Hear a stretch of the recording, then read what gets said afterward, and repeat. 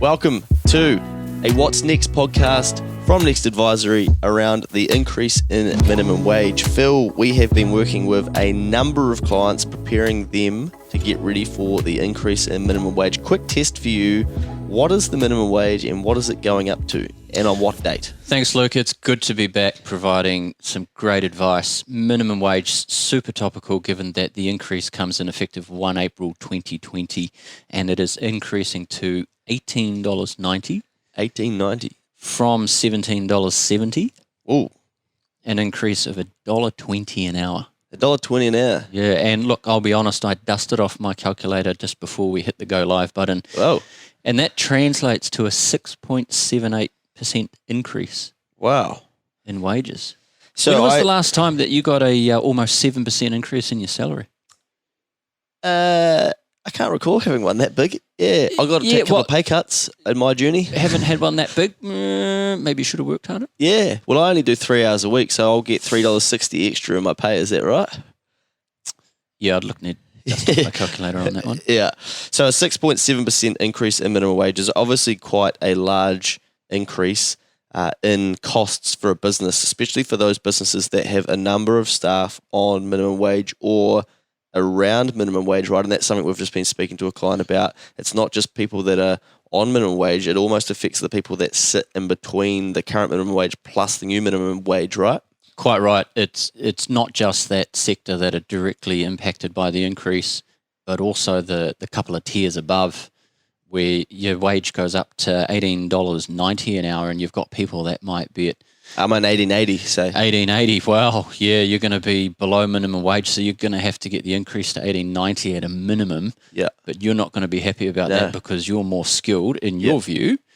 So would think, well, actually, I deserve $19.80 or $20 an hour. And because you're not at that point directly impacted by the minimum wage increase, you're going to have a yarn with your employer and go, hey, look, let's make sure this is fair.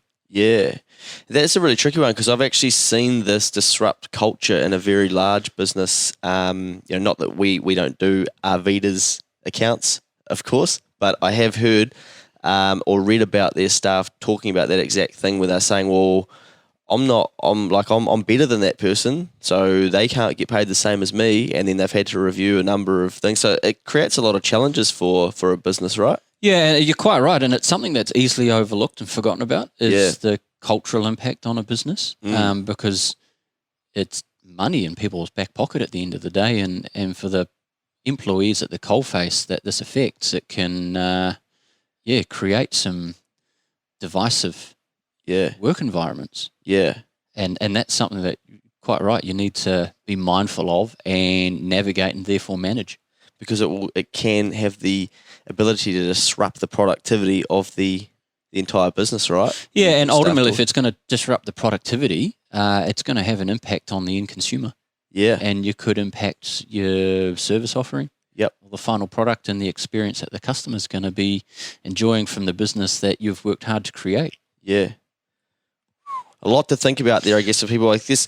From our angle, we are encouraging people the clients that we deal with, not to bury their head in the sand and think, oh, well, it's increasing. I just have to deal with it and put my minimum wage up and my wage bill goes up, because there are obviously more effects to that, and it's effectively a 6.7% increase in the cost of labour / the cost of goods sold, right?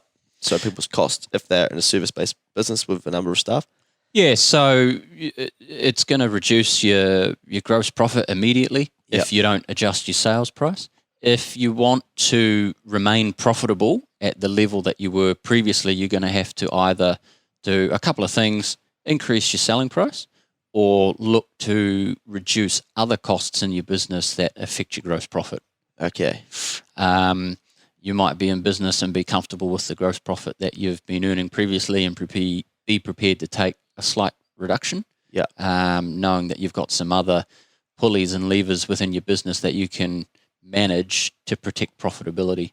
But ultimately, if you don't, then you're going to have to address selling price or other direct costs to maintain profitability.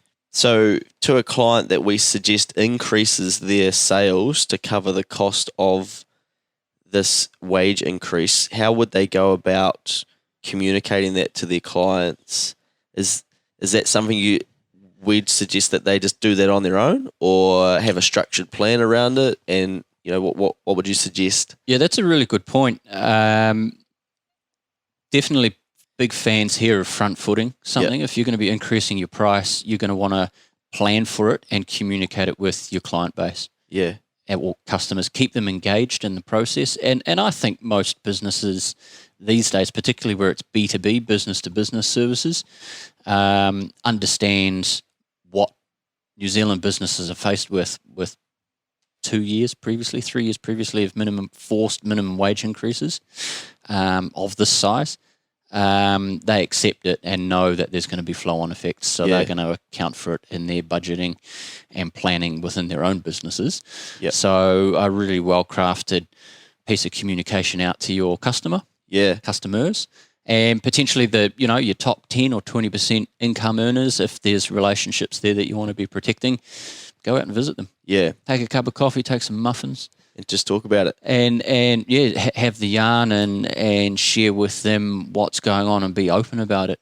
Yeah. You may need to win some, you may need to lose some. And whilst there's that almost 7% increase, if your prices are going to go up and you decide to go, well, we'll increase prices on average by 5%, you might go to some customers, well, we might be able to get 3% across the line. Others, you might get 5.5 or 6%. But we'll try and target an average of 5%. Yeah.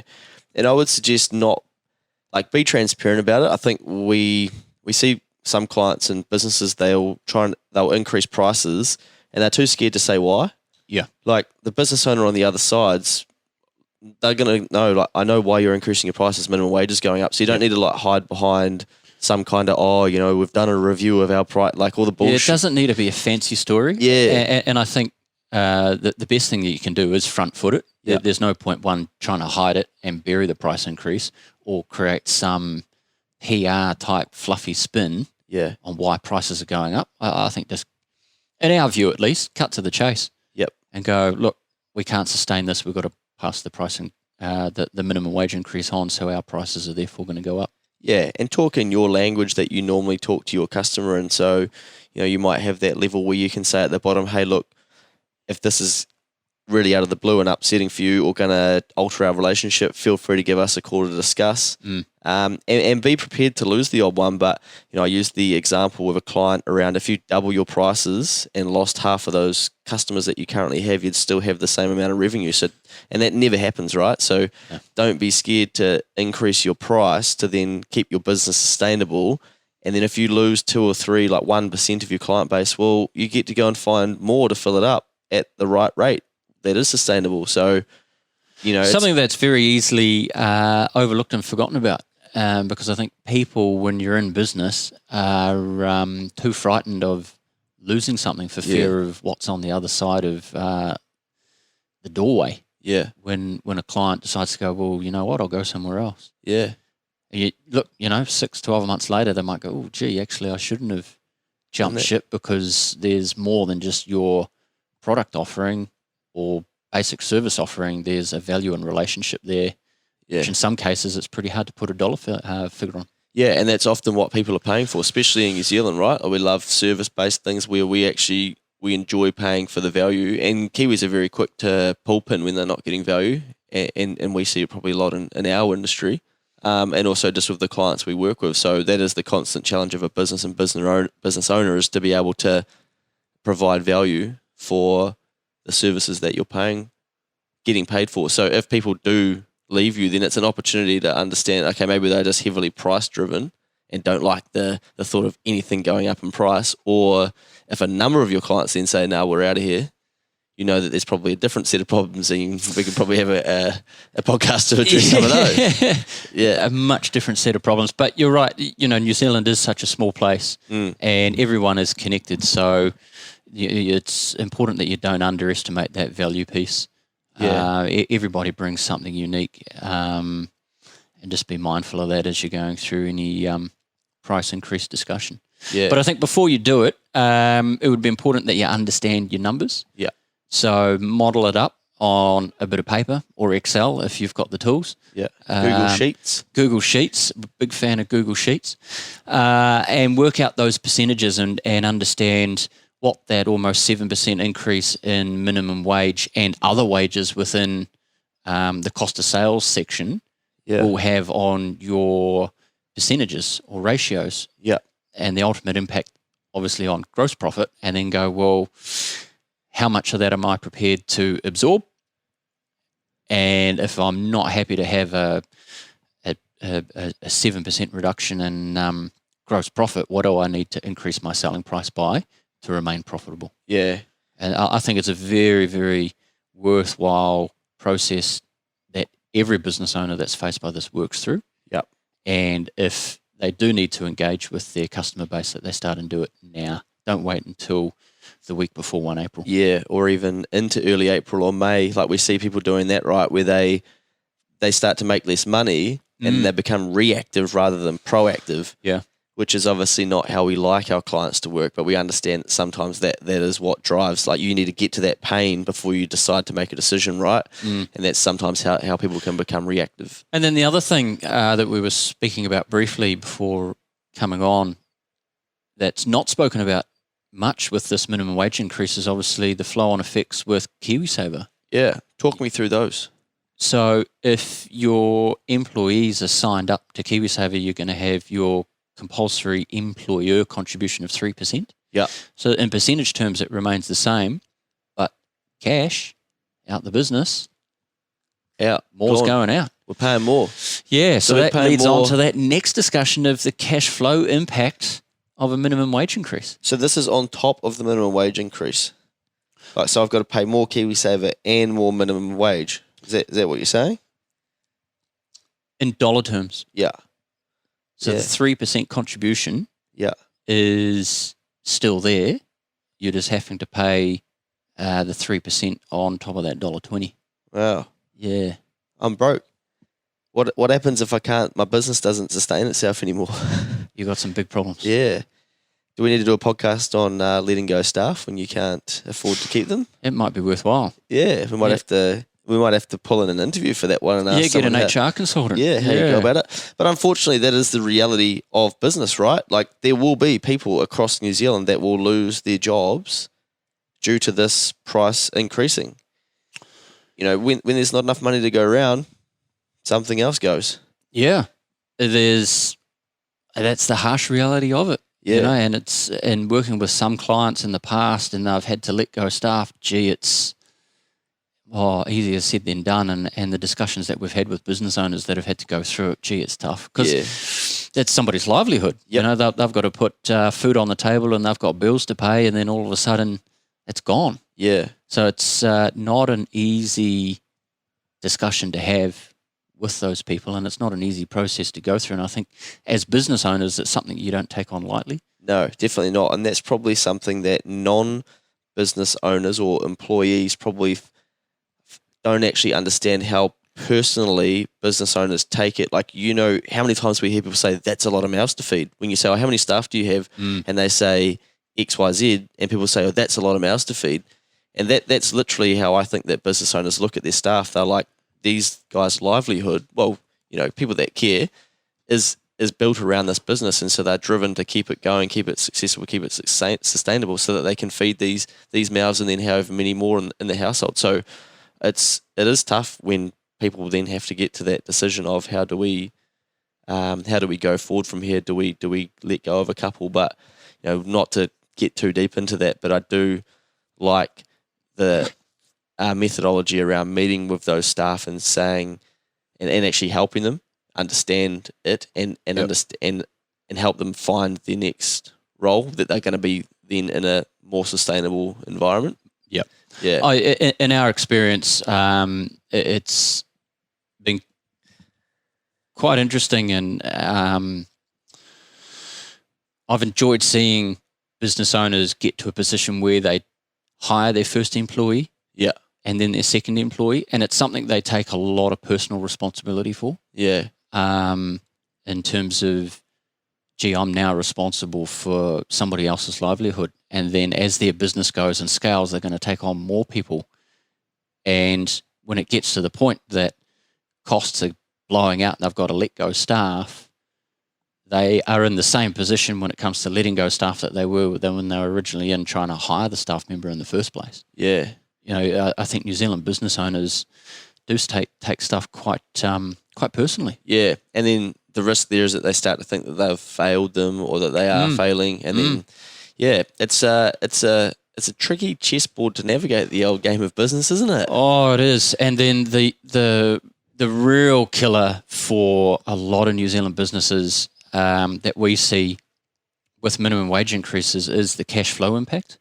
Yeah. So if you're paying your staff weekly or fortnightly, which is typically the case when it's people that are on wages, yep, and are at or near the minimum wage, you might not get paid from your customers if you're providing business-to-business services in particular, yep, 20th of the following month, because you're going to pay your wages for February and then into March, and you're not going to invoice that until the end of February to then get paid on the 20th of March. Yeah. So there's a cash flow gap of 6 weeks. You're financing them. You're a finance company. And we've worked through that with a number of clients and calculated what the impact is on their banking facilities. Yep. And they're now, some of them are in a position of reviewing, have they got enough cash available or overdraft facility available to be able to use until their customers start and pay them. Yeah. And in some cases, you know, the forecasting that we're doing out is showing, oh, gee, no, we don't have enough cash. Yeah. So that's a whole nother discussion. Yeah. I'm going, well, what do we need to do to make sure that we don't get into this massive big red hole Yep. in, say, 12 weeks' time? And so forewarned is forearmed. So the clients can now look at it and go, okay, we can start and manage things from a cash flow point of view so that we don't get into that hole. Do we go to the bank and get a temporary overdraft facility to see us through? Naturally, they'll go through and put through price increases to their customers. So those price increases, whilst they're effective from April, from a cash flow impact, they won't be realised until May. Yeah. Because you're invoicing April, cash comes through May if they're paying on times. If it's big business to business and it's some of these big corporates out there, some of them don't like paying until 60 or 90 days. When they feel like it. Yeah, which can be an absolute killer for some New Zealand businesses. Yeah. So once you've worked through the numbers in terms of your profitability and selling prices and what your new gross profit would potentially be, have a look at the cash flow. Nice. How you're going to actually pay for this wage increase. Yeah. Some solid advice there, mate. Let's keep it to 20 minutes because realistically, this is a boring subject. Like it's tough. It's the reality of business, but there's more exciting stuff we could be talking about. So we just want you guys listening. If this does affect you, there's probably, you'd be listening still this far through. Remember that this is outside of your control. So then what can you control? Go back to the things that you can control and make a decision to control some of those things because this isn't going to go away. There will be potentially in your life and business, there will be another increase in minimum wage. There might even be one next year. So you need to build a system to deal with increases, not just in wages. This is a great way to train you to deal with an increce in prices. Yeah. Your biggest supplier might just say, hey, we're increasing our prices. Bam, and that's a good point. I think just before we wrap up, it's another reminder in business to not be complacent of the position that you're in and a reminder to always look for efficiency gains within your business. Magic. So whilst your wage increase is going up and it's going to affect costs, look for other ways to control that cost. Yeah. Can you outsource to somewhere else? Is there automation that you can be doing? Because it's pretty easy just to carry on in the day-to-day stuff of working in your business, but it's also important to take the time to work on the business and look for opportunity, particularly around efficiency. On, not in. Love it. Yeah, very good stuff there, mate. Well, I think we've covered that pretty thoroughly, and one summary point from Phil to finish off. I'll put him on the spot here, but for me, I think just be mindful of this and pay some mind to it. Even if you just take a pad and pen and write down, okay, how many people do I have on minimum wage? Is this going to affect me? What can I do about it? Am I even going to do anything about it? If you're not, then don't, accept that you're not going to do anything, and then there will be repercussions for that. But, just pay some mind to it. Yep. My takeout, be proactive on it. Don't bury your head in the sand. And the most important thing from what we see is understand the cash flow impact. Bingo. There we go. Minimum wage increases. This podcast can be used for a number of minimum wage increases, not just this one coming up on the 1st of April 2020. Yeah, we'll be able to re-roll it out 1 April 2021. Thanks for tuning in.